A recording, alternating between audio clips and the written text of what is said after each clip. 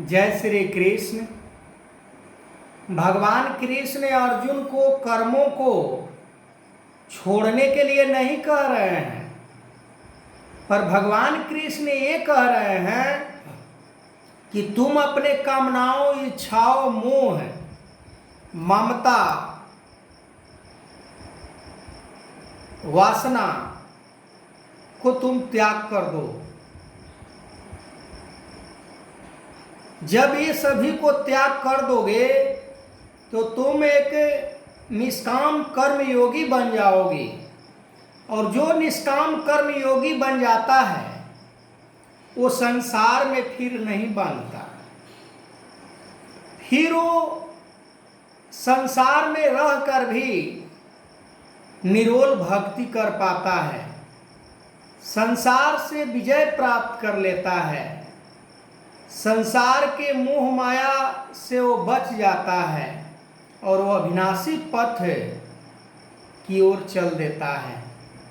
भगवान कृष्ण अर्जुन को बार बार एक ही बात समझाने का प्रयास कर रहे हैं कि तुम कर्मयोगी बन जाओ, तुम परमार्थिक, दूसरे को हित करने वाला, परमार्थ में जीवन जीने वाला, अपने सुख को त्याग कर दूसरे को सुख देने वाला, अपने लिए कोई कर्म ना दूसरों के लिए कर्म करने वाला। भगवान कृष्ण ये समझा रहे हैं अर्जुन को कि दूसरे के लिए जो कर्म किया जाता है वही यज्ञ बन जाता है। यज्ञ उसे नहीं कहा जाता जिसमें कि हवन कुंड में बहुत सारे सामग्री को आहुति देने का नाम यज्ञ है। यज्ञ का मतलब ही होता है कि सत्य कर्म को धारण करना, दूसरे के हित में काम आना, दूसरे के जख्मों के ऊपर मरहम लगाना, दूसरों को दुख में साथ देना, प्राय लोगों को अपना समझना, बैर द्वेष घृणा से दूर होना, ये सारे गुण का नाम है यज्ञ। जिसके अंदर ये सारे गुण होते हैं वो यज्ञ पर यज्ञ पुरुष कहा जाते हैं। भगवान कृष्ण अर्जुन को यज्ञ के बारे में भी समझाए, संसार के कर्मों के बारे में भी समझाए, पर आज हम समझते हैं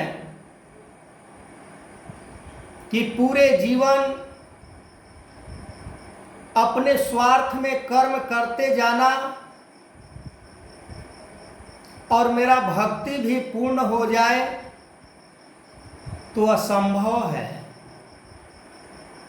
जब तक जीवन परमार्थी नहीं बन जाता है, जब तक जीवन गुरु के चरणों में समर्पित नहीं हो जाता है,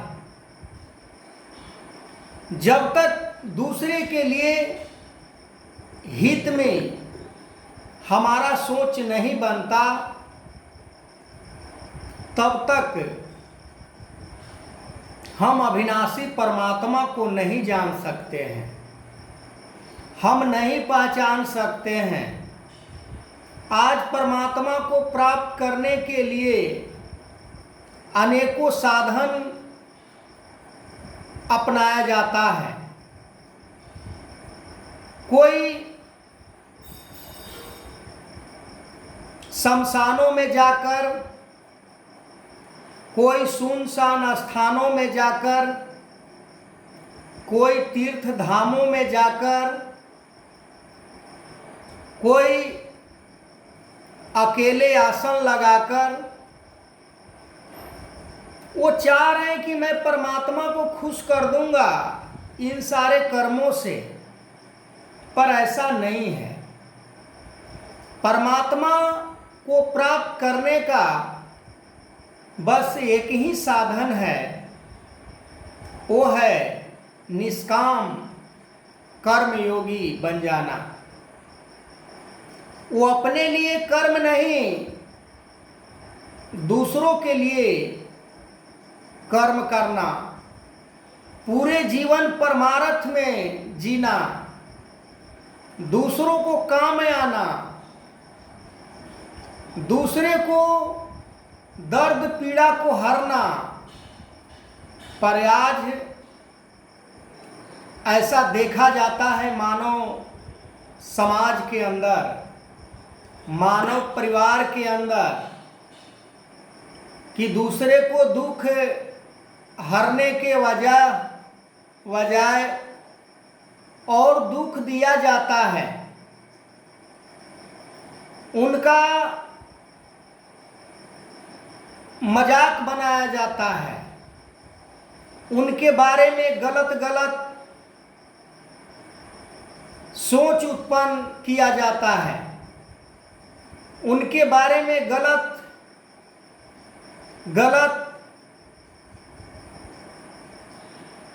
एक अन्यास उदाहरण पेश करके उनको दुत्कारने में, उनको फटकारने में, उनको नीचा दिखाने में ही यकीन रखते हैं और विश्वास भी रखते हैं कि मैं ये सभी कार्य को कर रहा हूँ, इससे मेरा 2 4 10 100 50 आदमी हमें अच्छा कहेगा। जैसे दुर्योधन को लग रहा था कि हमारे पक्ष में इतना सेना है, हम यदि अच्छा नहीं होते तो हमें ये सेना प्राप्त नहीं होता, हम अच्छे कर्म नहीं किए होते तो ये हमें सेना प्राप्त नहीं होता। पर ऐसा भी नहीं है कि गलत लोगों के साथ आदमी नहीं होते। दुर्योधन 100% गलत रास्ते को अपनाया था, फिर भी उसके पक्ष में कितने लोग थे? क्या उन लोगों में से कोई किसी ने ये कहा कि मैं तुम्हारे पक्ष में नहीं हूं, मैं तुम्हारे पक्ष में नहीं रहूंगा? किसी ने नहीं कहा। पर वही अर्जुन धर्म के रास्ते को अपनाकर,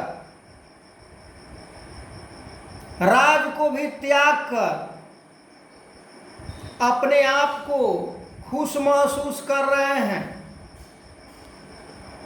यहाँ तक कि वो दुर्योधन अर्जुन का भी हिस्सा को हड़पने वाला, फिर भी अर्जुन युद्ध करने से इनकार कर रहे हैं कि मैं अपने हाथों से अपने सगे वाले को, अपने परिवार को वध नहीं करूंगा। पर भगवान कृष्ण बार बार समझा रहे हैं कि तुम्हें युद्ध करना पड़ेगा। तो आगे मैं इस वीडियो को कंटिन्यू करूंगा। तब तक के लिए जय श्री कृष्ण।